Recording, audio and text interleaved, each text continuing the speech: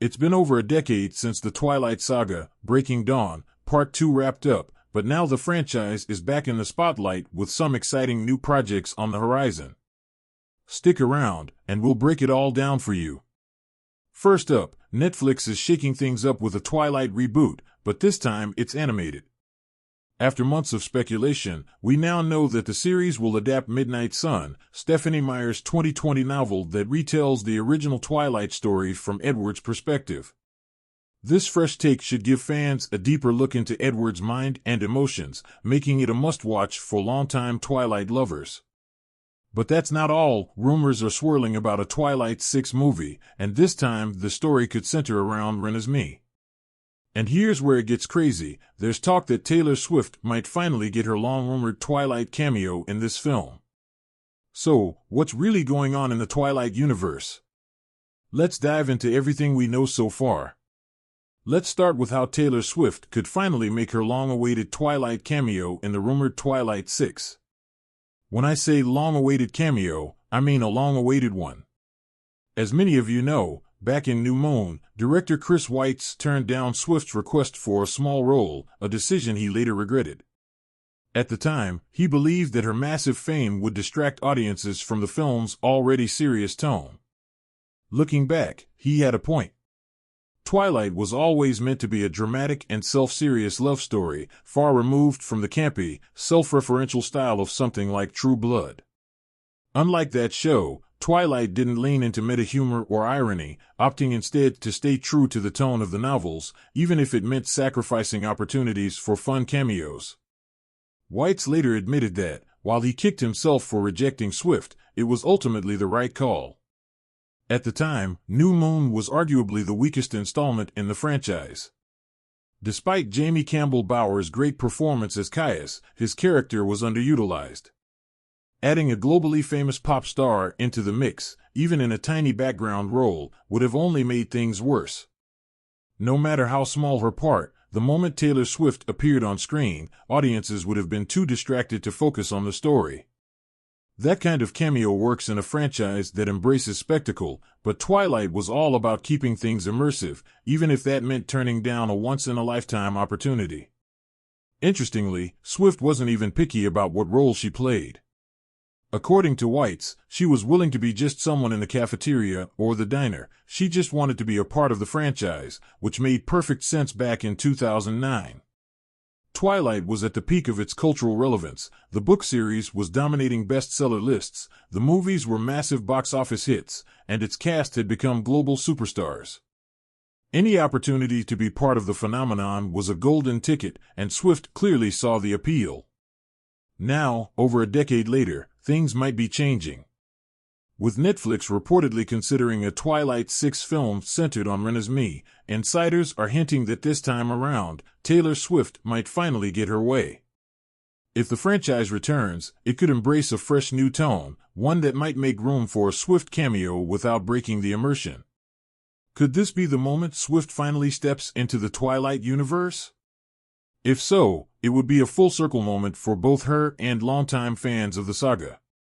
Despite everything, the release of Stephenie Meyer's Life and Death in 2015 and Midnight Sun in 2020 proved that the Twilight franchise still has a dedicated fan base. Midnight Sun, which retells Twilight from Edward Cullen's point of view, sold a massive 1 million copies in its first week. But turning it into a live-action film comes with challenges. Robert Pattinson, who defined Edward on screen, is now busy as Batman, and finding a new actor to replace him would be a major hurdle. On top of that, most of the original cast has aged out of their roles, making a seamless transition to a new movie difficult. Critics also pointed out that Midnight Sun didn't bring much new to the table, making a movie adaptation feel unnecessary. That said, the Twilight universe is getting a revival in a different form. Netflix is developing an animated adaptation of Midnight Sunday. Lionsgate TV had been working on this project for 2 years, and now Netflix has officially picked it up for a full series. The adaptation is being written and produced by Tell Me Liza's Chenade, The Walking Dead's producers, alongside Stephenie Meyer and a team of producers, including Megan Hibbett, W.I. Godfrey, and Marty Bowen. While no release date has been announced, this animated version of Twilight presents a fresh way to revisit the franchise. By adapting Midnight Sun, the new series will retell Twilight through Edward's perspective, providing deeper insight into his character and backstory. Even though the novel got mixed reviews, the show could fix some of the missed opportunities and controversial elements from the books. With Netflix backing the project, this could be the reboot that both Twilight fans and skeptics have been waiting for. Since a live-action Midnight Sun is unlikely, another strong contender for adaptation is Life and Death. This reimagining of Twilight swaps the genders of the main characters and received better reviews than much of Meyer's other work. She wrote it to counter criticism about Bella's passive characterization, offering a fresh take on the story. However, while Life and Death changes character dynamics, the overall plot remains mostly the same. This might make a movie feel redundant to fans who already know the Twilight storyline. But given the trend of gender-swapped reboots in Hollywood, producers could see this as a smart move. If a new Twilight movie happens, Life and Death seems like the most logical live-action option. Another direction Twilight could take is a sequel focused on Renesmee and Jacob. This idea makes sense since Renesmee's birth was a huge part of Breaking Dawn.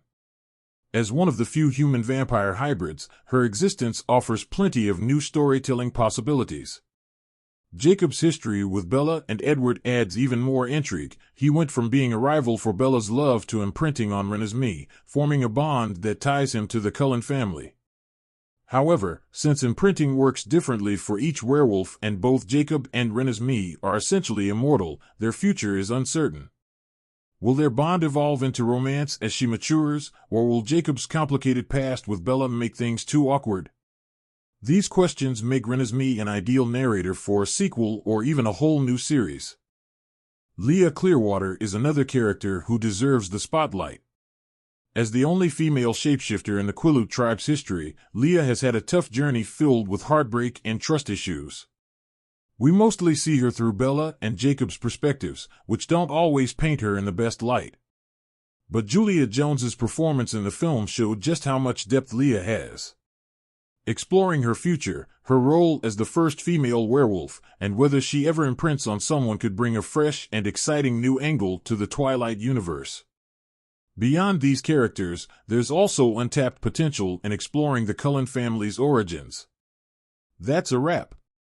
If you liked this breakdown, don't forget to subscribe and hit that like button to stay updated on everything happening in the world of movies, from upcoming releases to Hollywood's latest attempts to milk nostalgia. We've got you covered. See you in the next one.